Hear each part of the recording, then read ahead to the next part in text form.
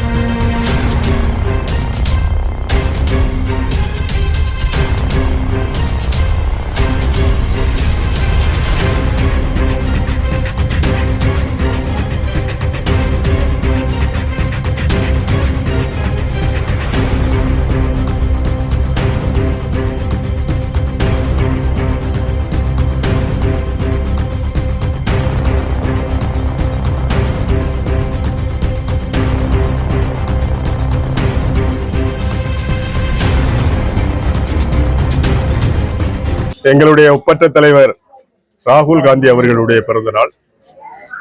இந்த பிறந்த நாளை நாங்குநேரி தொகுதியில் அனைத்து எங்களுடைய காங்கிரஸ் இயக்கத்தை சார்ந்த தோழர்கள் மிக சிறப்பாக கொண்டாடி கொண்டிருக்கிறோம் என்பதை விட இதை நாங்கள் கொண்டாடம்னு சொன்ன வெட்டாசு வெடிச்சு அப்படி கொண்டாடுறது இல்ல, கேக் வெட்டி அப்படி கொண்டாடல. காரணம் என்னன்னா, எங்க ராகுல் காந்தி என்ன சொல்லிட்டாருன்னா, நம்ம நாடு ஒரு துக்கத்துல இருக்குது.